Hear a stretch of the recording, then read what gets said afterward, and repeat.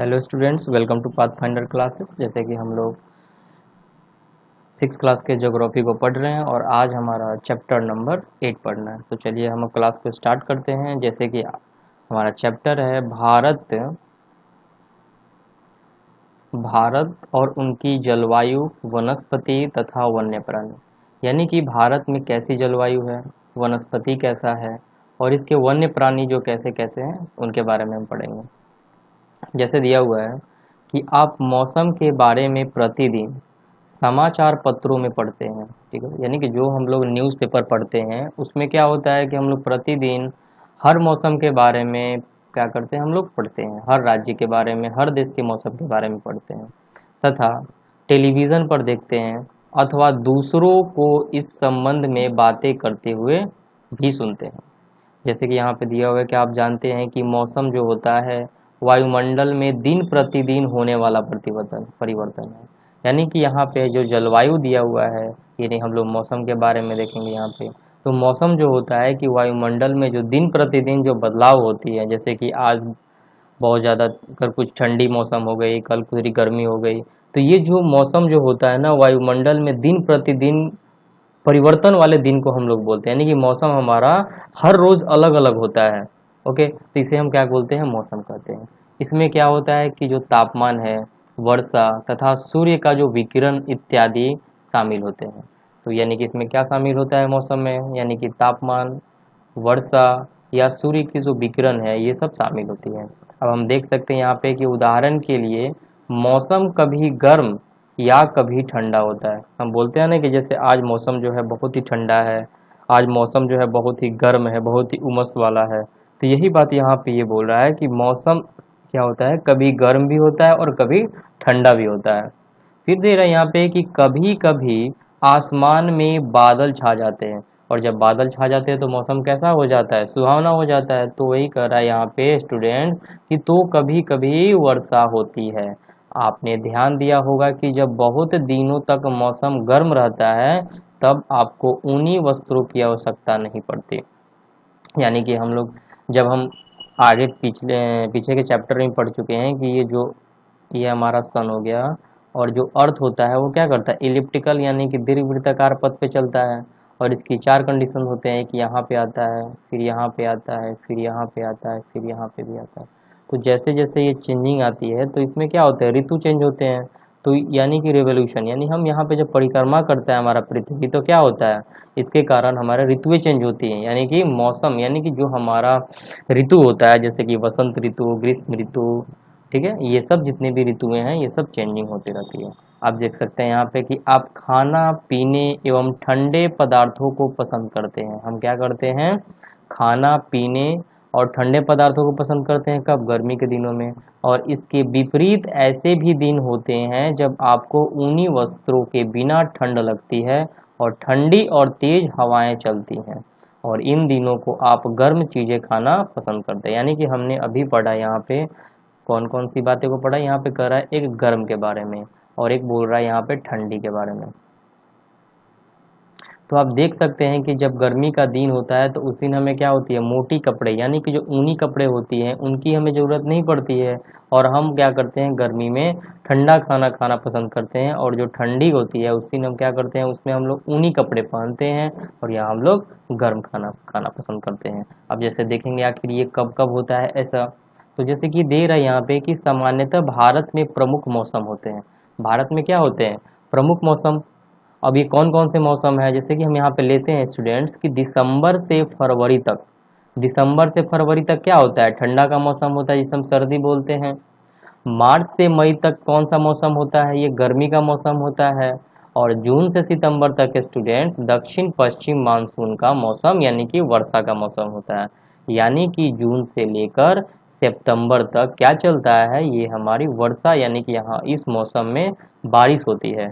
और फिर इधर यहाँ पे अक्टूबर और नवंबर में मानसून के लौटने का मौसम यानी कि शरद बोलते हैं।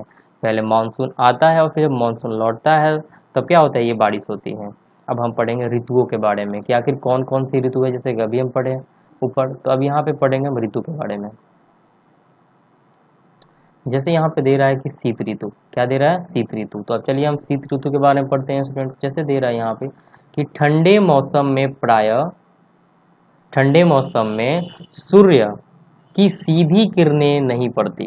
ठंडे मौसम में क्या होती है, सूर्य की किरणें सीधी नहीं पड़ती। अब देखिए आते हैं थोड़ा अर्थ पे, ये हमारा अर्थ है। तो अर्थ कितने पार्ट में बटा होता है, दो पार्ट में, यानी कि हमारा ये नॉर्थ यानी कि नॉर्दर्न हेमिस्फीयर जिसको उत्तरी गोलार्ध बोलते हैं, और ये हमारा साउदर्न हेमिस्फीयर यानी कि दक्षिणी गोलार्ध। अब हम देख सकते हैं क्या कि हमारा जो अर्थ होता है वो क्या होता है, सन के चारों तरफ चक्कर लगाता है। तो जब शीत ऋतु यानी कि जो शीत ऋतु है ये जब नॉर्दर्न हेमिस्फीयर में होता है तो साउदर्न हेमिस्फीयर में क्या होता है, यानी कि दक्षिणी गोलार्ध में गर्मी होती है, और इधर अगर गर्मी होती है तो दक्षिणी गोलार्ध में ठंडी होती है। तो वही यहाँ पे बातों को बता रहा है कि ठंडे मौसम में सूर्य की सीधी किरणें नहीं पड़ती है, सूर्य की सीधी किरणें नहीं पड़ती है, जिसके परिणाम स्वरूप उत्तर भारत का तापमान कम हो जाता है। यानी कहने का मीन्स है कि हमारा जो भारत है वो कहाँ पे है, ये भारत हमारा ये नॉर्थ और ये ईस्ट यानी कि उत्तर पूर्व है। कौन सा है, उत्तर पूर्व दिशा में हमारा भारत है। तो यहीं पे ये बातों को बता रहा है कि जो हमारे ठंडे मौसम में सूर्य की जो सीधी किरणें हैं वो नहीं पड़ती है, जिसके परिणाम स्वरूप भारत यानी कि उत्तर भारत का जो तापमान होता है वो कम हो जाता है। अब आते हैं ग्रीष्म ऋतु में। अब आखिर उत्तर भारत के बारे में क्यों बोला है, आपको पता है कि जो कर्क रेखा है और ये विषुवत रेखा और मकर रेखा, तो कर्क रेखा क्या करती है, भारत को तो बीचों बीच काटती है ना, तो भारत का तो आधा हिस्सा हमारा ऊपर जाएगा जाएगा ना। तो अब क्या होगा, लेकिन आपको पता भी है, ये भी बात पता है कि जो सूर्य होता है वो मकर रेखा से और कर्क रेखा के बीच में ही ट्रेवल करता है ना। तो हमारा क्या होगा कि आधा जो ये उत्तर भारत है हमारा ऊपर की तरफ, ये उत्तर भारत है, तो इस उत्तर भारत में क्या होगा, जो सूर्य की किरणें होगी वो क्या होगी, तिरछी पड़ेगी, और तिरछी पड़ने के कारण यहाँ का मौसम क्या हो जाएगा, ठंडा हो जाता है। अब चलिए हम आगे चलते हैं। अब जैसे यहाँ पे दे रहा है ग्रीष्म ऋतु, कौन सा दे रहा है, ग्रीष्म ऋतु। तो चलिए हम ग्रीष्म ऋतु के बारे में पढ़ते हैं। तो जैसे कि दे रहा है कि गर्मी के मौसम में सूर्य की किरणें अधिकतर सीधी पड़ती है। गर्मी के मौसम में सूर्य की किरणें क्या होती है, अधिकतर सीधी पड़ती है, और तापमान बहुत अधिक हो जाता है। तापमान क्या होता है, बहुत अधिक होता है। यानी कि हम जैसे देख सकते हैं कि जहाँ पे सन का लाइट यानी कि विषुवत रेखा पे क्या होता है, ये विषुवत रेखा और कर्क रेखा और मकर रेखा के बीच में ये सीधी किरणें पड़ती है, जिसके कारण यहाँ पे मैक्सिमम फॉर्म में गर्मी ही गर्मी मिलती है। अब हम यहाँ पे देख सकते हैं कि दिन के समय गर्म शुष्क पवन बहती है, जिसे हम लू कहते हैं। एक पवन यानी कि चलती है लू, जो कि गर्मी के मौसम में दोपहर के समय ये चलती है। अब हम चलिए आगे बढ़ते हैं और देखते हैं। जैसे कि दिया हुआ है हमारा कि दक्षिण पश्चिम मानसून या वर्षा मौसम, यानी कि हमारा जो अगला टॉपिक है, अगला पॉइंट है, वो बोल रहा है कि दक्षिण पश्चिम मानसून या वर्षा का मौसम। तो स्टूडेंट्स यहाँ पे दिया हुआ है कि यह मानसून के आने तथा आगे बढ़ने का मौसम है। यानी कहने का मीन्स है कि जब हमारा मानसून आता है और जैसे जैसे आगे बढ़ता है, ये तब के बारे में बात किया जा रहा है। और इस समय पवन बंगाल की खाड़ी तथा अरब सागर से स्थल की ओर बहती है। क्या होती है, ये उस समय यानी कि पवन जो होती है बंगाल की खाड़ी तथा अरब सागर के स्थल की ओर बहती है। किधर से, यानी कि बंगाल की खाड़ी से निकलती है और अरब सागर के स्थल की ओर बहती है, यानी कि हमारा ये भारत हो गया। ये हमारा किधर, बंगाल की खाड़ी से निकला और अरब सागर की ओर क्या होती है, ये बहती है। वे अपने साथ नमी भी ले जाती है। क्या ले जाती है स्टूडेंट्स, नमी भी ले जाती है। और जब ये पवन पहाड़ों से टकराती है तब वर्षा होता है, और ये नमी लेकर जाती है, और ये जब पहाड़ों से पश्चिमी भाग यानी कि ये टकराती है आकर, तो यहाँ पे क्या होती है, वर्षा होती है। अब जैसे नेक्स्ट में हम देख सकते हैं, यहाँ पे दिया हुआ है कि मानसून के लौटने का मौसम। ओके स्टूडेंट्स, यहाँ पे कह रहा है कि मानसून के लौटने का मौसम, यानी कि जब मानसून लौटता है तब हम उसे क्या बोलते हैं, शरद ऋतु बोलते हैं। अब देखिए हम आगे बढ़ते हैं कि आखिर ये कहना क्या चाहता है। तो जैसे कि हम देख सकते हैं कि इस समय पवन स्थल भागों से लौटकर बंगाल की खाड़ी की ओर, तो जैसे कि दिया हुआ है कि इस पवन जो है यानी कि मानसून जो लौटता है हमारे देश में, जब मानसून लौटता है और उस समय क्या होती है, शरद ऋतु होती है। तो इस पवन स्थल भागों से लौटकर बंगाल की खाड़ी की ओर बहती है। यानी कि जब ये पवन जो होती है ना, इस समय पवन स्थल यानी कि जहाँ पे जाती है वहाँ से लौटकर बंगाल की खाड़ी की ओर जब बहती है तो यह मानसून के लौटने का समय होता है और भारत के दक्षिणी भागों, विशेषकर जैसे कि तमिलनाडु हो गया, आंध्र प्रदेश हो गया, इस मौसम में वर्षा होती है। यानी कि जब हमारा मौसम जब यानी मानसून लौटता है तब कहाँ कहाँ बारिश होती है, यानी कि हमारी तमिलनाडु में और आंध्र प्रदेश में बारिश होती है। अब यहाँ पे हम देख सकते हैं स्टूडेंट्स कि किसी स्थान पर अनेक वर्षों में मापी गई मौसम का जो औसत दशा होता है उसी को जलवायु बोलते हैं। अभी हम लोग ऊपर क्या पढ़ रहे थे, मौसम के बारे में पढ़ रहे थे। क्या पढ़ रहे थे हम लोग, मौसम। और ये जो मौसम होता है ना, ये क्या होता है, दिन प्रतिदिन चेंजिंग होती है। लेकिन हमारा जो जलवायु होता है, यहाँ पे देखिए, ये होता है हमारा जलवायु। ये जलवायु क्या है, तो जलवायु से होता है ना किसी स्थान पर अनेक वर्षों में मापी गई, कई वर्षों यानी कि बहुत समय में मापी गई मौसम की जो औसत दशा होती है ना, उन्हीं को हम जलवायु बोलते हैं। यानी कि मौसम जो होता है वो कुछ क्षण के लिए होता है, यानी कि दिन प्रतिदिन के लिए होता है, और जो जलवायु होता है वो कुछ समयों तक यानी कि कुछ महीनों तक रहता है। अब यहाँ पे जैसे दे रहा है क्या कि भारत की जलवायु मोटे तौर पर मानसूनी जलवायु कहा जाता है। ठीक है, यानी कि जो हमारा जलवायु होता है वो क्या होता है, ये सालों भर जब एक औसत मौसम को हम मेजर करते हैं उसी दशा को हम क्या बोलते हैं, जलवायु बोलते हैं। और भारत की जलवायु कैसी है मोटे तौर पर, तो मानसूनी जलवायु। अगर क्वेश्चन आ जाएगी भारत की जलवायु कैसी है, तो भारत की जलवायु मानसूनी जलवायु है। अब हम यहाँ पे देख सकते हैं स्टूडेंट्स कि मानसून शब्द जो है अरबी भाषा के मौसीम से लिया गया है। यानी कि मानसून शब्द कहाँ से लिया गया है, तो मौसीम से लिया गया है, जिसका अर्थ होता है मौसम। जिसका क्या अर्थ होता है, मौसम। भारत की स्थिति उष्णकटिबंध में होने के कारण अधिकतर वर्षा मानसूनी पवन से होती है। अब कहने का मीन्स है यहाँ पे कि भारत की जो स्थिति है वो किधर है, उष्णकटिबंध में है। और उष्णकटिबंध क्या होता है, टेम्परेट जोन।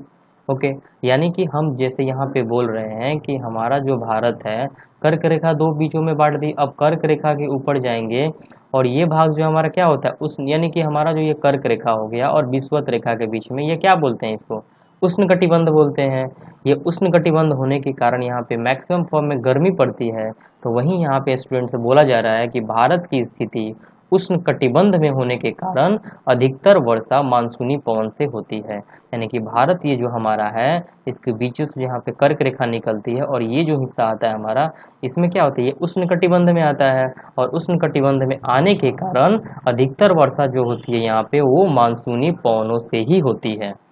ओके स्टूडेंट्स, आप यहाँ पे समझ चुके होंगे। तो चलिए अब आगे बढ़ते हैं। कह रहे हैं कि भारत में कृषि वर्षा पर निर्भर करता है। भारत में जो हम खेती करते हैं उसे क्या बोलते हैं, कृषि बोलते हैं।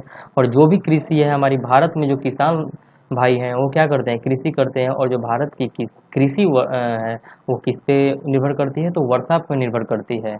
अच्छे मानसून का मतलब है पर्याप्त वर्षा तथा प्रचुर मात्रा में फसलों का उत्पादन। ओके, यानी कि हम बोलेंगे कि अच्छी मानसून इस बार हुई है, यानी कि हम ये कह सकते हैं कि यहाँ पे बरसात क्या हुई है, पर्याप्त मात्रा में हुई है तथा प्रचुर मात्रा में फसल का उत्पादन हुआ है। अब यहाँ पे स्टूडेंट्स हम देख सकते हैं क्या कि अगर किसी वर्ष मानसूनी वर्षा कम हो या नहीं हो तो क्या होगा। अब सही उत्तर देखिए यहाँ पे। अब देखिए फसल है तो फसल प्रभावित होगी या नहीं होगी, फसल प्रभावित होगी। क्यों नहीं होगी, क्योंकि अगर जितनी बरसात चाहिए उतनी अगर फसल को नहीं मिलेंगी पानी तो क्या होगा, प्रभावित हो जाएगा।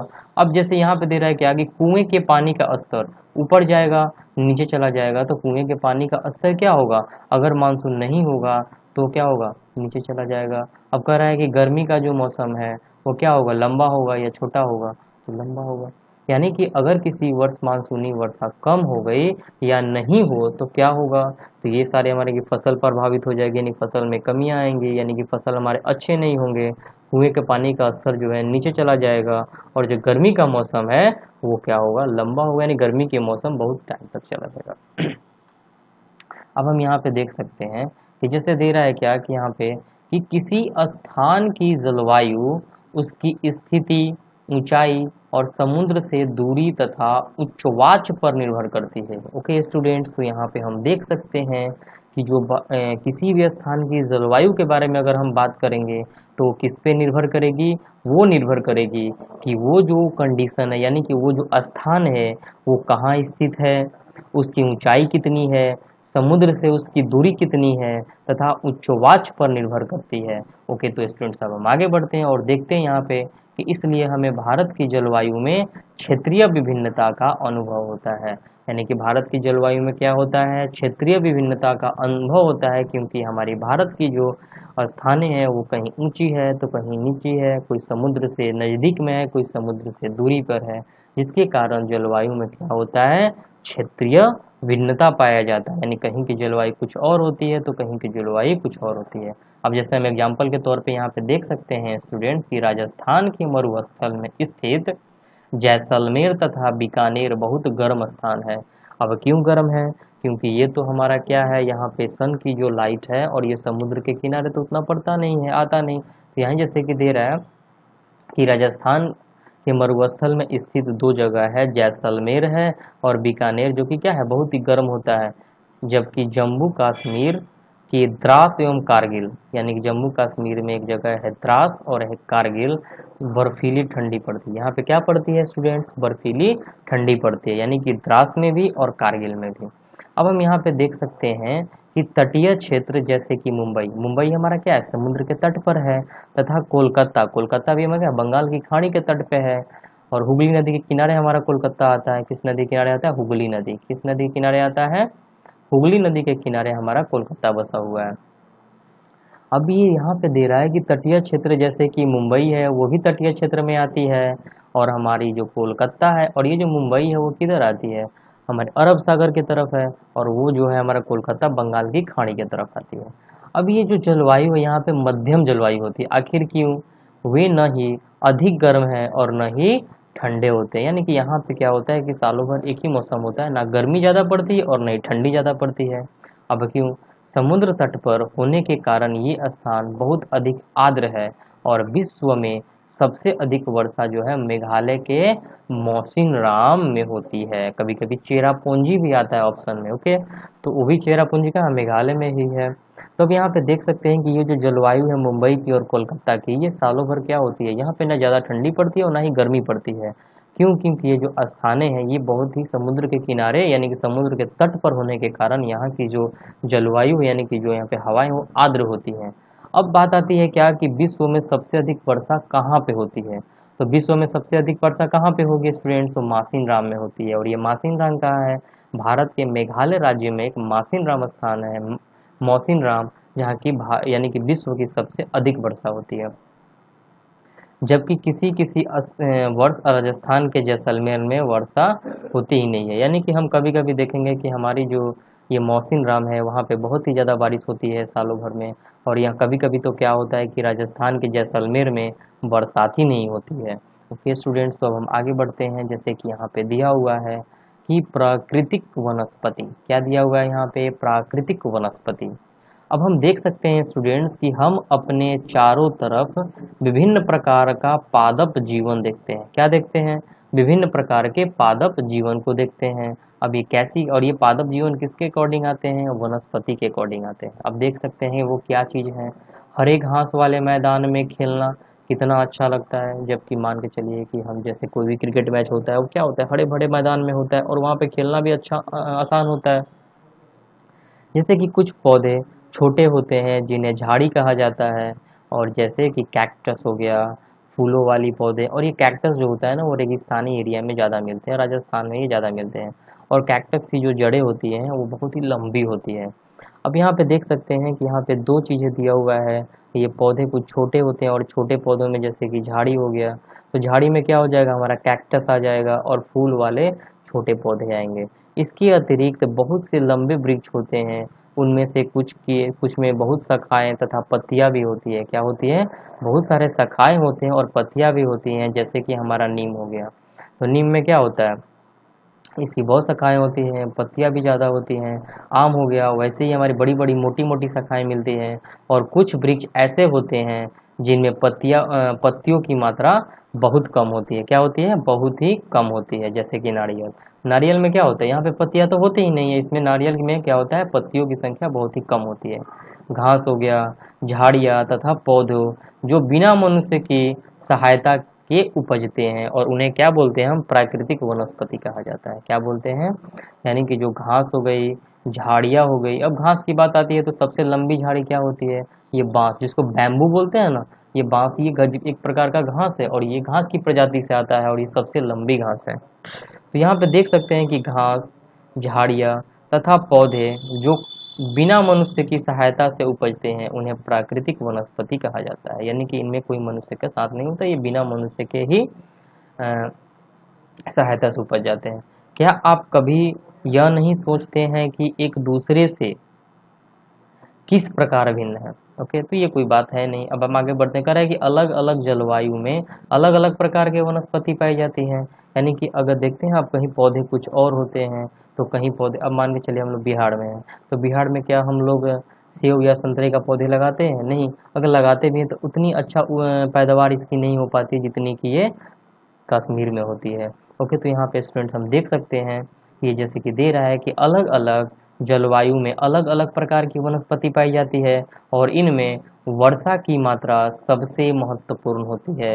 यानी कि जब भी अगर कोई वनस्पति चाहिए तो इसमें वर्षा होनी चाहिए। अब जैसे कि दे रहा है कि जलवायु की विभिन्नता के कारण भारत में अलग अलग तरह की वनस्पति पाई जाती है और भारत की वनस्पतियों में 5 प्रकारों में विभाजित किया जा सकता है। अभी कौन कौन से हैं स्टूडेंट्स, तब हम ये जानते हैं। जैसे कि यहाँ पे क्या दे रहा है, भारत में जलवायु के क्या होता है, भिन्नता होता है। किसी स्टेट में कोई और जलवायु होती है, किसी स्टेट में कोई और जलवायु होती है और इसी विभिन्नता के कारण क्या होता है कि वनस्पति भी क्या होती है, अलग अलग प्रकार की होती है। तो भारत में 5 प्रकारों में इसे वनस्पतियों को विभाजित किया गया है। और वो कौन कौन से वनस्पति हैं, तो चलिए स्टूडेंट्स देखते हैं। कह रहे हैं कि उष्णकटिबंधीय सदाबहार वन, पहला क्या हो गया हमारा, उष्णकटिबंधीय सदाबहार वन। दूसरा हो गया उष्णकटिबंधीय पतझड़ वन, क्या हो गया हमारा, उष्ण कटिबंधीय पतझड़ वन। फिर हो गया हमारा कंटीला झाड़ियाँ, पर्वतीय वनस्पति तथा मैंग्रोव। यानी कि हम यहाँ पे क्या कर दिए कि 4 प्रकार के, क्या पढ़े स्टूडेंट्स, 4 प्रकार के वनों के बारे में पढ़े। हम यहाँ पे वनस्पतियों के बारे में पढ़े, ये कौन कौन सा वनस्पति है, तो स्टूडेंट्स हम यहाँ पे देख सकते हैं कि दिया हुआ है कि उष्णकटिबंधीय सदाबहार वन, उष्णकटिबंधीय पतझड़ वन, कंटीला वन, पर्वतीय वनस्पति तथा मैंग्रोव वन। ओके स्टूडेंट्स, तो हम आगे बढ़ते हैं और यहाँ पे देखते हैं कि आप पहले पढ़ते हैं उष्णकटिबंधीय वर्षा वन के बारे में, क्योंकि पहला जो हमारा पॉइंट था वो क्या था, उष्णकटिबंधीय वर्षा वन। अब जैसे कि यहाँ पे दिया हुआ है कि उष्णकटिबंधीय वर्षा वन उन क्षेत्रों में होता है, यानी कि जो उष्णकटिबंधीय वर्षा वन है वो किस क्षेत्रों में होता है, जहाँ वर्षा बहुत अधिक होती है। यानी कि जैसे कि हमारा मासिनराम हो गया, तो मासिनराम क्या है, विश्व की सबसे ज़्यादा बारिश यहाँ पे होती है। तो उष्णकटिबंधीय वर्षा वन जहाँ पे बहुत अधिक बारिश होती है वहाँ के वनों को हम क्या बोलते हैं, उष्णकटिबंधीय वर्षा वन। ये इतने घने होते हैं और ये हमारे जो उष्णकटिबंधीय वर्षा वन होते हैं ये बहुत ही ज़्यादा क्या होते हैं, घने होते हैं। ओके, अब यहाँ पे हम देख सकते हैं स्टूडेंट्स कि सूर्य का प्रकाश जमीन तक नहीं पहुँच पाता। सूर्य का प्रकाश क्या है, ये इतने घने हो जाते हैं ना पेड़ पौधों से कि जो सूर्य की प्रकाश आती है ना वो इनके जमीन पे ही नहीं पड़ती और वृक्षों की अनेक प्रजातियाँ इन वनों में पाई जाती है। और वृक्ष की अलग अलग प्रजातियाँ जो होती है वो क्या होती हैं, हम इस वन में पा सकते हैं, पाए जाते हैं। अभी ये कौन सा वन है, तो ये है उष्णकटिबंधीय वर्षा वन। तो चलिए स्टूडेंट्स हम आगे देखते हैं, ये दे रहा है क्या कि ये वन वर्ष के अलग अलग समय में अपनी पत्तियां गिराते हैं, फलतः ये हमेशा हरे भरे दिखाई देते हैं। अभी हमने क्या पढ़ा कि इस वन में अलग अलग प्रकार की प्रजातियां पाई जाती है। तो जब ये जो प्रजातियां है वन की वो क्या करेंगे, अलग अलग समयों में क्या करेंगे, अपने पत्ते यानी कि पत्ते इससे गिरेंगे। और जब इसे अलग अलग समय में इनके पत्ते गिरेंगे तो क्या होगा, किसी न किसी पौधे का पत्ता गिरेगा तो किसी पौधे का पत्ता क्या होगा, हरा भरा रहेगा, जिसके कारण ये क्या होता है, ये जो वन है हमेशा सालों भर हरा ही रहता है और उन्हें सदाबहार वन कहा जाता है। ओके, अब हम यहाँ पे देख सकते हैं कि फलतः वे हमेशा हरे भरे होते हैं और उन्हें हम क्या बोलते हैं, सदाबहार वन भी कहते हैं। तो जैसे कि हम लोगों ने क्या पढ़ा था, यहाँ पे ये दिया हुआ है, नाम ही दिया हुआ है कि उष्णकटिबंधीय सदाबहार वन। इसका क्या नाम दिया हुआ है, उष्णकटिबंधीय सदाबहार वन, यानी कि ये हर साल क्या होते हैं, हरे भरे होते हैं। अब हम स्टूडेंट्स आगे देख सकते हैं कि अंडमान निकोबार द्वीप समूह, उत्तर पूर्वी राज्यों के कुछ भागों तथा पश्चिमी घाट की संकरी पट्टी में पाए जाने वाले प्रमुख वृक्ष महोगनी एबो एबोनी क्या दिया हुआ है यहाँ पे, ये कह रहा है यहाँ पे कि हमारा जो ट्री है महोगनी, एबोनी और रोजवुड, ये क्या पाए जाते हैं, ये पश्चिमी घाट के कुछ सरकरी पट्टी में पाए जाने वाले प्रमुख वृक्ष हैं। और वो कौन कौन से हैं, तो हम यहाँ पे देख सकते हैं स्टूडेंट्स की महोगनी, एबोनी तथा रोजवुड है। अब हम आगे देखते हैं स्टूडेंट्स की ये क्या दिया हुआ है। जैसे कि यहाँ पे अब हम दूसरे प्रकार के वन के बारे में पढ़ेंगे और इसका नाम है उष्णकटिबंधीय पतझड़ वन। क्या नाम है, उष्णकटिबंधीय पतझड़ वन। अब जैसे कि स्टूडेंट इसमें दिया हुआ है कि हमारे देश के बहुत बड़े भाग में इस प्रकार के वन पाए जाते हैं। ये प्रकार के यानी कि जो हमारे वन है उष्णकटिबंधीय पतझड़ वन, ये कहाँ पाए जाते हैं, ये देश के बहुत ही बड़े भाग में पाए जाते हैं। और इन वनों की जो मानसूनी वन भी कहा जाता है। यानी कि हम देखिए हम क्या पढ़ रहे हैं, ये हम पढ़ रहे हैं वन, और ये क्या है, उष्णकटिबंधीय पतझड़ वन। तो जो ये उष्णकटिबंधीय पतझड़ वन है, ये क्या होते हैं, ये भारत के बहुत ही बड़े भाग में पाए जाते हैं। और इन वनों को मानसूनी वन भी कहते हैं। हम क्या बोलते हैं इनको, मानसूनी वन भी कहते हैं। जैसे कि हम उसे सदाबहार वन कहते थे, तो उष्णकटिबंधीय पतझड़ वन को हम क्या बोलेंगे, मानसूनी वन भी बोलेंगे। अब जैसे स्टूडेंट्स यहाँ पे दिया हुआ है कि यह कम घने होते हैं और वर्ष में एक निश्चित समय में अपनी पत्तियां गिराते हैं। ये क्या होते हैं, बहुत ही कम घने होते हैं, क्योंकि पतझड़ में एक ही समय में क्या होता है कि इनकी पत्तियां गिर जाती हैं एक निश्चित समय में। इसलिए यहाँ पे एक बार में अगर सारे वृक्ष के पौधे यानी कि पत्ते गिर जाएंगे तो ये क्या होगा, यहाँ पे ये मतलब कम घने दिखेंगे। और यहाँ पे दिया हुआ है कि इन वनों में पाए जाने वाले महत्वपूर्ण पेड़, और ये कौन कौन से पेड़ हैं जो उष्णकटिबंधीय पतझड़ वन में पाए जाते हैं, ये साल वृक्ष है, सागौन का पेड़ है, पीपल का पेड़ हो गया, नीम का पेड़ हो गया, शीशम का पेड़ हो गया। यानी कि ये सब के सब किस वन में आते हैं, तो उष्णकटिबंधीय पतझड़ वन में आते हैं। और ये एक ही समय एक निश्चित समय में अपने पत्तियां को क्या करते हैं, अपने पत्तियों को गिराते हैं। अब हम आगे देख सकते हैं स्टूडेंट्स कि ये मध्य प्रदेश, उत्तर प्रदेश, बिहार, झारखंड, छत्तीसगढ़, उड़ीसा और महाराष्ट्र के कुछ भागों में पाए जाते हैं। यानी कि जो ये राज्य है मध्य प्रदेश, उत्तर प्रदेश, अब मध्य प्रदेश से याद आया कि मध्य प्रदेश ये क्या है हमारा, मध्य प्रदेश। ये जो मध्य प्रदेश है ना, ये मध्य प्रदेश क्या है, यहाँ पे क्या होता है कि भारत की सबसे ज़्यादा वन पाया जाता है मध्य प्रदेश में। सबसे अधिक वन कहाँ है, तो मध्य प्रदेश में ही मिलता है। तो जैसे कि दिया हुआ है कि जो हमारा उष्णकटिबंधीय पतझड़ वन है वो कहाँ कहाँ आता है, मध्य प्रदेश में, उत्तर प्रदेश में, बिहार में, झारखंड में, छत्तीसगढ़ में, उड़ीसा में तथा महाराष्ट्र के कुछ भागों में पाए जाते हैं। चलिए स्टूडेंट्स अब हम आगे बढ़ते हैं और यहाँ पे देखते हैं कि हमारा जो नेक्स्ट है वन है वो कह रहा है कंटीला झाड़िया। क्या दे रहा है, कंटीला झाड़िया। अब ये कंटीला झाड़िया क्या है, अब इसके बारे में देखते हैं। इस प्रकार के वनस्पतियां जो है देश के शुष्क भागों में पाई जाती है। शुष्क भाग का मतलब क्या होता है, जहाँ पे गर्मी बहुत अधिक होती है वहाँ पे कंटीला, और वहाँ पे बारिश क्या होती है, बहुत ही कम होती है, जैसे कि रेगिस्तान। और रेगिस्तान हमारा कहाँ मिलेगा, राजस्थान में। भारत के राजस्थान में ही तो मिलेगा रेगिस्तान। तो राजस्थान में ये कंटीला झाड़ियाँ मिलेंगी। और कह रहा है कि पानी की क्षति को कम करने के लिए इनकी पत्तियों में बड़े बड़े कंटे होते हैं। ओके, यहाँ पे जैसे दे रहा हुआ है कि पानी की क्षति को कम करने के लिए, यानी कि पानी की कमी ना हो, जिसके कारण इनके पत्तियों में क्या होते हैं, बड़े बड़े कंटे होते हैं। और इनके वृक्ष यानी कि इनके महत्वपूर्ण वृक्ष, अब ये कौन कौन से वृक्ष हैं, तो चलिए हम कंटीले वृक्षों के बारे में देखते हैं। ये कौन से वृक्ष हैं, कैक्टस, कौन होता है, कैक्टस, खैर, बबूल का पेड़, किक्कर, ये सब क्या है, ये सब कंटीला झाड़ियाँ हैं। ओके, अब हम आगे देखते हैं स्टूडेंट्स कि ये राजस्थान में पाए जाते हैं, पंजाब में पाए जाते हैं, हरियाणा में और पश्चिमी घाट के पूर्वी ढालों तथा गुजरात में पाई जाती है। कहाँ कहाँ पाए जाते हैं ये जो कंटीला झाड़ियाँ है, राजस्थान में, पंजाब में, हरियाणा में, पश्चिमी घाट के पूर्वी ढालों तथा गुजरात में पाई जाती है। तो एक स्टूडेंट्स अब हम लोग कंटीली झाड़ियों के बारे में भी पढ़ लिए हैं। अब हम पढ़ते हैं पर्वतीय वनस्पति के बारे में। किसके बारे में, पर्वतीय वनस्पति के बारे में। जैसे कि दिया हुआ है क्या यहाँ पे, अब स्टूडेंट्स आप देख सकते हैं इस पिक्चर में, ये सब क्या है, कंटीला झाड़ियाँ है।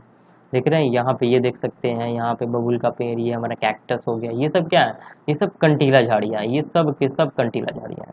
तो चलिए अब हम पढ़ते हैं स्टूडेंट्स पर्वतीय वनस्पति। जैसे कि दे रहा है यहाँ पे कि पर्वतों में ऊंचाई के अनुसार वनस्पतियों के विभिन्न प्रकार पाए जाते हैं। क्या दे रहा है कि पर्वतों में जैसे जैसे ऊंचाई होती है वैसे वैसे वनस्पति में क्या होता है, वनस्पति जो है विभिन्न प्रकार की पाई जाती है, अलग अलग यानी कि वनस्पतियां मिलती है। अब जैसे यहाँ पे देख सकते हैं स्टूडेंट्स की ऊंचाई बढ़ने के बाद, ऊंचाई बढ़ने के साथ तापमान में भी कमी आती है। जैसे कि मैंने प्रीवियस क्लास में ही पढ़ा चुका हूँ कि जब भी हमारा ऊंचाई बढ़ेगा ये 165 मीटर का, तो 1 डिग्री सेल्सियस टेम्परेचर क्या होगा, वो माइनस होता है। तो वही चीज़ यहाँ पे दे रहा है कि जैसे जैसे ऊंचाई बढ़ेगा तो तापमान में क्या होती है, कमी आती है।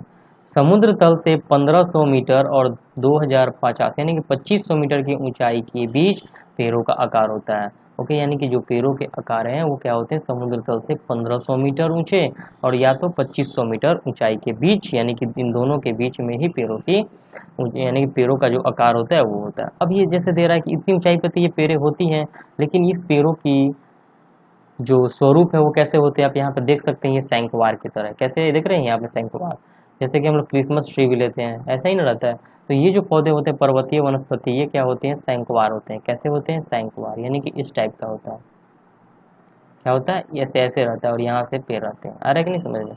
अब जिस देख सकते हैं यहाँ पे जैसे स्टूडेंट्स की ये पौधे शंकुधारी वृक्ष भी कहते हैं, यानी कि जो पर्वतीय वृक्ष है, अगर ये पूछ दे पर्वतीय वृक्ष को और अन्य किस नाम से जानते हैं, तो हम उसे शंकुधारी वृक्ष के नाम से जानते हैं।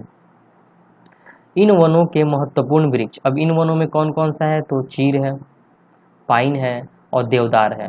यानी कि चीन का पेड़, चीर और पाइन का पेड़ और देवदार का पेड़, ये क्या है, ये पर्वतीय या शंकुवार वृक्ष, शंकुधारी वृक्ष होते हैं। तो स्टूडेंट्स हम अब नेक्स्ट पढ़ते हैं और वो कौन सा है, मैंग्रोव वन। अब ये मैंग्रोव वन क्या है, तो चलिए अब इसके बारे में देखते हैं। जैसे कि दे रहा है कि ये वन खारे पानी में भी रह सकते हैं। अब जैसे कि खारे पानी में मैंग्रोव जो है हमारा सुंदरवन डेल्टा, ये तो मैंग्रोव वन है। ये क्या है, बंगाल की खाड़ी में, और ये सब जो जितने भी समुद्र होते हैं वो क्या होती है, नमकीन होती है। तो यही दे रहा है हमारा कि ये वन जो होते हैं खारे पानी में भी रह सकते हैं, और ये मुख्यतः पश्चिम बंगाल के सुंदरवन तथा अंडमान एवं निकोबार द्वीप समूह में पाए जाते हैं। जैसे कि हमारा पश्चिम बंगाल में सुंदरवन है और अंडमान निकोबार के द्वीप समूह में क्या पाए जाते हैं, मैंग्रोव वन पाए जाते हैं। और सुंदरी इस प्रकार के वनों की महत्वपूर्ण प्रजाति है। कौन सी, सुंदरी एक वनों की प्रजाति है जो कि क्या है, ये मैंग्रोव वन की एक महत्वपूर्ण प्रजाति है। ओके स्टूडेंट्स, तो अब आगे देखते हैं कि इस प्रजाति के नाम पर क्षेत्र का नाम सुंदरवन पड़ा है, और इसी यानी कि जो ये सुंदरी है ये एक प्रजाति का नाम है, यानी कि पौधों की, तो इसी प्रजाति यानी कि सुंदरी के नाम पर ही हमारा जो क्षेत्र है सुंदरवन, इसका नाम सुंदरवन पड़ा है। तो ओके स्टूडेंट्स, अब हम यहाँ पे देखते हैं कि हमें वनों की आवश्यकता क्यों होती है। जो हमारा अगला पॉइंट है, हमें वनों की आवश्यकता क्यों पड़ती है। तो पहले हम देख लेते हैं कि जो वनें होती हैं उससे क्या लाभदायक है। तो वन से हमें क्या मिलता है, ऑक्सीजन मिलता है, जलावन के लिए लकड़ी मिलते हैं, बहुत सारे फल फूल मिलते हैं। तो हम देख रहे हैं कि यहाँ पे वन क्या है, बहुत ही मतलब कि हमारे जीवन का एक स्रोत है, एक साधन भी है। यानी कि हम क्या करते हैं कि जैसे कि हम जैसे कि हमारे ये पौधे होते हैं, ये क्या करते हैं, कार्बन डाइऑक्साइड को शोषण करते हैं और ऑक्सीजन क्या करते हैं, गिव करते हैं। तो जैसे जैसे ये ऑक्सीजन कहने का मतलब है कि जो हमारा ये वन है ना, वन क्या होते हैं हमारे लिए अलग अलग एरिया से, यानी कि बहुत ही तरीकों से, बहुत ही सेंस से हमारे क्या है ये पौधे, यानी कि वन जो है आवश्यकता है, आवश्यक है। अब जैसे यहाँ पे देख सकते हैं कि वन हमारे लिए बहुत ही लाभदायक है। ये विभिन्न प्रकार यानी कि विभिन्न कार्य करते हैं, जैसे कि पेड़ पौधे ऑक्सीजन छोड़ते हैं, जैसे कि मैंने अभी बताया, जिसे हम सांस के रूप में लेते हैं, तथा कार्बन डाइऑक्साइड को ग्रहण करते हैं। पेड़ पौधों की जड़ें मिट्टियों को बांध कर रखती है। जैसे कि बाढ़ आता है तो इसकी जो जड़ें होती हैं पेड़ पौधों की, वो क्या करते हैं, मिट्टियों को बांध के रखते हैं, जिससे के कारण मिट्टी का अपरदन नहीं हो पाता, तथा इस प्रकार वे मिट्टी के अपरदन को रोकते हैं। यानी कि जो ये पेड़ पौधों की जड़ें होती हैं वो मिट्टी को क्या करती है, बांध के रखती है, जिसके कारण अपरदन नहीं हो पाती। अभी यहाँ पे देख सकते हैं कि वनों में हमें ईंधन, अब जैसे कि वन है तो वन से हमें क्या क्या मिल सकता है, तो वन से ऑक्सीजन हो गया। अब जैसे कि जलावन के लिए हमारी लकड़ी भी मिल सकती है। तो यही वैसे ही स्टूडेंट्स यहाँ पे दे रहा है कि वन में हमें ईंधन, लकड़ी, चारा, जड़ी बूटियाँ, लाख, शहद, गोंद इत्यादि, यानी कि वन से हमें क्या होता है, बहुत सी चीज़ें हमें प्राप्त हो सकती है। यानी कि वन हमारे लिए क्या है, बहुत ही ज़्यादा क्या है, लाभदायक है। अब जैसे कि हम यहाँ पे देख सकते हैं स्टूडेंट्स कि वन वन्य जीवों के प्राकृतिक निवास है। यानी कि वन जो होता है वो क्या है, वन्य जो जीव होते हैं, जीव जंतु जो होते हैं, उनका क्या है, प्राकृतिक निवास है, यहाँ पे वो सब रहते हैं। अब जैसे स्टूडेंट्स यहाँ पे दे रहा है एक निगेटिव बात कि पेड़ों की अंधाधुंध कटाई के कारण भारी मात्रा में प्राकृतिक वनस्पतियां समाप्त हो रही है। यानी कि पेड़ों की कटाई क्यों हो रही है, जैसे कि मान के चलिए कि हमारी जनसंख्या बढ़ रही है और जनसंख्या बढ़ने के कारण रिसोर्सेज बढ़ते हैं, और रिसोर्सेज यानी संसाधन बढ़ेंगे, और संसाधन बढ़ने के कारण क्या होगा कि पेड़ों की कटाई अंधाधुंध तरीके से की जा रही है, जिससे कि क्या हो रहा है, हमारा जो पर्यावरण है वो दूषित होते जा रहा है। और यहाँ पे हम देख सकते हैं कि जो पेड़ों की अंधाधुंध कटाई के कारण भारी मात्रा में क्या हो रहा है, प्राकृतिक वनस्पतियाँ समाप्त हो रही है धीरे धीरे, और हमें अधिक पौधे लगाने चाहिए। जो पेड़ हमें बचाते हैं उनकी रक्षा करनी चाहिए, एवं लोगों को पेड़ों के महत्व के बारे में बताना चाहिए। यानी कि हमें क्या करना चाहिए, पेड़ों की जो क्या महत्व है, यानी कि पेड़ हमें कैसे बहुत सारी चीज़ें देते हैं, यानी कि हम पेड़ से जो हमारी लाभ यानी कि लाभ मिलती है उनके बारे में अवेयरनेस फैलाना चाहिए, कहाँ पे, लोगों के बीच में। अब जैसे स्टूडेंट्स यहाँ पे दिया हुआ है कि हम लोग कुछ खास आयोजन जैसे कि वन महोत्सव मनाकर अधिक से अधिक लोगों को इस प्रयास में शामिल कर सकते हैं तथा पृथ्वी को हरा भरा रख सकते हैं।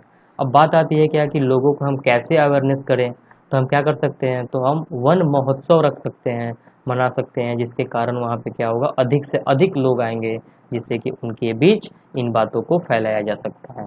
ओके स्टूडेंट्स, तो अब हम आगे बढ़ते हैं। अब जैसे यहाँ पे दे रहा है कि वन्य प्राणी, अभी हम पढ़ें कि वन्य प्राणी जो होते हैं ये कहाँ रहते हैं, वनों में रहते हैं। वन्य प्राणी ही नाम है, यानी कि वन्य यानी कि वन, और प्राणी जो कि वन में रहते हैं। अब यहाँ पे हम देख सकते हैं स्टूडेंट्स कि वन जो होता है विभिन्न प्रकार के वन जीवों का निवास होता है। यानी कि जो वन होते हैं, इस वन में अलग अलग प्रकार के जानवरों का निवास होता है। जो वन्य जीव दिया हुआ है, ये वन्य जीव क्या है, सारे प्रकार यानी कि जितने भी जानवरों की प्रजाति होती है उनके बारे में। अभी जैसे यहाँ पे दिया हुआ है कि वनों में जंतुओं की हजारों प्रजातियां तथा बड़ी संख्या में विभिन्न प्रकार के सरीसृप, उभयचरों, पक्षियों, स्तनधारियों, कीटों तथा कृमियों का निवास होता है। तो स्टूडेंट्स यहाँ पे आप देख सकते हैं कि जैसे दिया हुआ है सरीसृप, उभयचर, पक्षी, स्तनधारी जैसे कि हम लोग, कीटों, कृमियों, ये क्या होता है, ये सब के सब प्रजाति यानी कि जो यानी कि जानवरों के जो ये प्रजाति हैं, ये सब कहाँ पाए जाते हैं, ये वनों में ही पाए जाते हैं। अब देखते हैं हमारा जैसे कि स्टूडेंट्स बाघ जो है वो क्या है, हमारा राष्ट्रीय पशु है, और यह देश के विभिन्न भागों में पाया जाता है। गुजरात के गिर वन एशियाई शेरों का निवास है, और हाथी तथा एक सींग वाला गेंडा जो है वो कहाँ पाया जाता है, असम के काजीरंगा नेशनल पार्क में। तो यहाँ पे हम देख सकते हैं कि जो हमारा ये एक सींग वाला गेंडा यानी कि हाथी और एक सींग वाला गेंडा जो है असम के जंगलों में घूमते हैं। हाथी केरल एवं कर्नाटक में भी मिलते हैं। यानी कि सारे जानवर जो हैं वो कहीं ना कहीं यानी कि हर राज्य में पाए जाते हैं, कहीं कम है तो कहीं ज़्यादा है। अब देखते हैं जैसे कि मध्य प्रदेश है, मध्य प्रदेश के वनों में भी क्या होते हैं कि बहुत सारे जानवर पाए जाते हैं। यानी कि बाघों की जो सबसे ज़्यादा जनसंख्या है वो कहाँ पे मिलती है, मध्य प्रदेश में ही मिलती है। अब स्टूडेंट्स यहाँ पे देख सकते हैं कि ऊँट जो है वो भारत के रेगिस्तान तथा जंगली गधा जो है कच्छ के रण में पाए जाते हैं। कभी कभी स्टूडेंट्स ये क्वेश्चन बहुत बार पूछ चुका है कि जो जंगली गधा होता है, जो जंगली गधा होता है वो कहाँ पाया जाता है, तो कच्छ के रण में पाया जाता है। और ये कच्छ का रण कहाँ है, गुजरात में। ओके, गुजरात का जो ये हमारा समुद्री एरिया होता है, ये संकीर्ण जो एरिया होता है यहाँ पे ऐसे करके, ये हमारा क्या होता है, कच्छ का रण होता है। अब स्टूडेंट्स हम आगे बढ़ते हैं, जैसे कि दिया हुआ है यहाँ पे कि जंगली बकरी, हिम तेंदुआ, भालू इत्यादि हिमालय के क्षेत्र में पाए जाते हैं। ये जो हिम तेंदुआ है, जंगली बकरी है, भालू है, ये कहाँ पाए जाते हैं, तो हिमालय के क्षेत्र में पाए जाते हैं। और इनके अतिरिक्त बहुत से दूसरे जानवर जैसे कि बंदर, सियार, भेड़िया, नीलगाय, चीतल इत्यादि भी हमारे देश में पाए जाते हैं। यानी कि हम यहाँ पे देख सकते हैं कि हमारे देश में बहुत सारे जानवरों की प्रजातियाँ पाई जाती हैं। भारत में पक्षियों का भी ऐसा ही प्रचुरता है। यानी कि प्रचुरता का मतलब कि भारत में पक्षियाँ क्या है, जैसे कि हमारे जानवर की अलग अलग प्रजातियाँ मिलती है, तो वैसे ही भारत में भी पक्षियों की बहुत सारी प्रजातियाँ हैं। अब जैसे देख सकते हैं यहाँ पे कि मोर हमारा क्या है, राष्ट्रीय पक्षी है। जैसे कि हम लोग उधर देख रहे थे कि बाघ जो होता है वो क्या होता है, भारत का क्या होता है, भारतीय यानी कि राष्ट्रीय पशु है। भारत में पक्षी जैसे कि तोता, मैना, कबूतर, बुलबुल तथा बतख इत्यादि हैं। यानी कि पक्षी की भी बहुत सारी प्रजातियां पाई जाती है। अन्य बहुत सारे राष्ट्रीय पक्षी उद्यान हैं जो कि पक्षियों का उन प्राकृतिक निवास प्रदान करते हैं। जैसे कि अभी हमने पढ़ा था कि वन के यानी कि जो जंगली जानवर है, एक सींग वाला गेंडा हो गया, हाथी हो गई, इसके लिए भी हमारा नेशनल पार्क है कौन, काजीरंगा नेशनल पार्क। तो हर यानी कि यहाँ पे हम देख सकते हैं कि पक्षियों के लिए भी क्या होता है कि यहाँ पे राष्ट्रीय पक्षी उद्यान भी है। उद्यान क्या होता है, शिकारियों से पक्षियों की रक्षा करता है। यानी कि उद्यान में क्या होता है कि जो शिकारी होते हैं, जो शिकार कर जाते हैं किसी भी जानवर का, तो उद्यान में क्या होता है कि जितनी भी पक्षियाँ होती हैं वो शिकारियों से बचाई जाती है। अब हम यहाँ पे स्टूडेंट्स देख सकते हैं कि क्या आप अपने क्षेत्र में पाए जाने वाले 5 पक्षी, ये तो बताना है कि कौन कौन से आपके क्षेत्र में, एरिया में कौन कौन से पक्षी पाए जाते हैं, उनके नाम है। आप देख सकते हैं स्टूडेंट्स यहाँ पे कि भारत में सांपों की सैकड़ों प्रजातियां पाई जाती है, और उनमें कौन है, कोबरा है, करैत प्रमुख है। यानी कि ये जो कोबरा और करैत होता है ये क्या होता है, बहुत ही ज़्यादा टॉक्सिक, यानी कि इसमें बहुत ज़्यादा क्या होता है, जहर पाए जाते हैं, यानी कि हमारे टॉक्सिक एरिया पाए जाते हैं। अब स्टूडेंट्स हम आगे बढ़ के यहाँ पे देख सकते हैं कि वनों के काटने तथा जानवरों के शिकार के कारण भारत में पाए जाने वाले वन्य जीवों की प्रजातियां तेजी से घट रही है। अब जब हम वनों को काटेंगे तो हमारा क्या होगा, ये तो हमारे जानवरों का क्या है, ये जानवरों का घर है। जब हम उनके घरों को ही उजाड़ देंगे तो ये जानवर क्या होंगे, धीरे धीरे इनकी प्रजातियां क्या हो जाएगी, घटती चली जाएगी। हम इनका शिकार भी कर रहे हैं, तो शिकार करने के कारण भी क्या हो रहा है कि जानवरों की जो प्रजातियां है, जानवरों की जो जनसंख्या है वो कमी होती जा रही है। अब हम स्टूडेंट्स आगे देख रहे हैं कि बहुत सी प्रजातियां जो समाप्त ही हो चुकी है, उनको बचाने के लिए बहुत से नेशनल पार्क, पशु विहार तथा जीव मंडल आरक्षित क्षेत्र स्थापित किए गए हैं। यानी कि जो भी प्रजातियां बहुत नष्ट हो चुकी है और जो भी उनकी कुछ प्रजातियां बची हुई है, उनको बचाने के लिए क्या हुआ है कि नेशनल पार्क की स्थापना की गई है, पशु विहार बनाए गए हैं तथा जीव मंडल आरक्षित क्षेत्र भी किए गए हैं। अब जैसे स्टूडेंट्स देख सकते हैं कि सरकार ने हाथियों तथा बाघों को बचाने के लिए बाघ परियोजना, हस्ती परियोजना जैसी, हस्ती यानी हस्ती का मतलब यहाँ पे हस्ती परियोजना हाथी के लिए है, और बाघ परियोजना किसके लिए है, बाघ के लिए है। ये परियोजनाओं को शुरू किया गया है। और जैसे कि ये भारत में यानी कि जैसे कि मान के चलिए कि हाथियों को बचाने के लिए कौन सी परियोजना, हस्ती परियोजना, बाघों को बचाने के लिए कौन सी परियोजना, बाघ परियोजना। ठीक है। अब यहाँ पे स्टूडेंट देख सकते हैं कि आप वन्य जीवों के संरक्षण में भी अपना हाथ बटा सकते हैं, और आप जानवरों के शिकार के विभिन्न अंगों जैसे कि हड्डी, सींग, पंख से बने पदार्थों को खरीदने से इनकार कर सकते हैं। यानी कि यहाँ पे अवेयरनेस ये फैलाया जा रहा है कि अगर आप हड्डियों को खरीदना छोड़ दें, सींगों को खरीदना छोड़ दें, पक्षियों के पंखों को खरीदना छोड़ दें, तो यहाँ पे क्या होगा, शिकार क्या होगा, शिकारी जो होंगे वो शिकार करना भी बंद कर देंगे। क्योंकि ये क्या होता है कि जितने भी ये जानवरों के अंगों की तस्करी होती है, इन्हीं सब यानी कि खरीदने के कारण, यानी कि जो मार्केट में इनकी वैल्यू बढ़ी हुई है, इन्हीं के कारण जानवरों का ज़्यादातर शिकार किया जाता है। अब स्टूडेंट्स यहाँ पे देख सकते हैं कि प्रत्येक वर्ष हम लोग क्या करते हैं, अक्टूबर के पहले सप्ताह को वन्य जीव सप्ताह के रूप में मनाते हैं। यानी कि जो अक्टूबर का पहला सप्ताह होता है, यानी कि 1 अक्टूबर से लेकर 7 अक्टूबर तक का जो दिन होता है, हम इसे किस रूप में मनाते हैं, तो ये हमारा होता है वन्य जीव सप्ताह के रूप में मनाते हैं, तथा वन्य जीवों के निवास को संरक्षित करने के लिए जागरूकता लाई जाती है। ओके स्टूडेंट्स, तो अब यहाँ पे जैसे आप देख सकते हैं कि प्रवासी पक्षी, ये जैसे दिया हुआ प्रवासी पक्षी, अब कुछ पक्षी जैसे कि पेलिकन है, साइबेरियन है, क्रेन, स्टॉर्क, फ्लेमिंगो, ये पिनटेल, बतख, कुर्लियर इत्यादि प्रत्येक वर्ष सर्दी के मौसम में हमारे देश में आते हैं। प्रवासी पक्षी का मतलब होता है कि कहीं से आना और फिर जैसे ही वहाँ का मौसम चेंज हुआ उसके अनुसार चले जाना। यानी कि ये क्या होता है ना कि एक सीजन यानी कि एक मौसम के अकॉर्डिंग ये आते हैं और फिर अपने जगहों पे वापस चले जाते हैं, तो ये क्या होते हैं, हमारे ये प्रवासी पक्षी कहलाते हैं। साइबेरियन क्रेन साइबेरिया से दिसंबर के महीनों में आते हैं।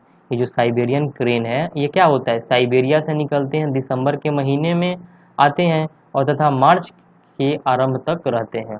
यानी कि दिसंबर में तो आ जाते हैं ये, और ये कब, दिसंबर से लेकर भारत में मार्च तक रहते हैं, और फिर मार्च में ये साइबेरियन क्या होते हैं, वापस चले जाते हैं। और ये हम यहाँ पे देख सकते हैं कि ये हमारे साइबेरियन क्या है, क्रेन है। स्टूडेंट्स, तो इस वीडियो में इतना ही। तो आज हमने ज्योग्राफी के क्लास 6 का जो चैप्टर था हमने इसे क्या किया, कंप्लीट किया, और अब हम आगे यानी कि 7th क्लास के चैप्टर को स्टार्ट किया जाएगा। तो आज इस वीडियो में इतना ही। अगर ये वीडियो आपको पसंद है तो लाइक, शेयर और सब्सक्राइब कर दीजिएगा।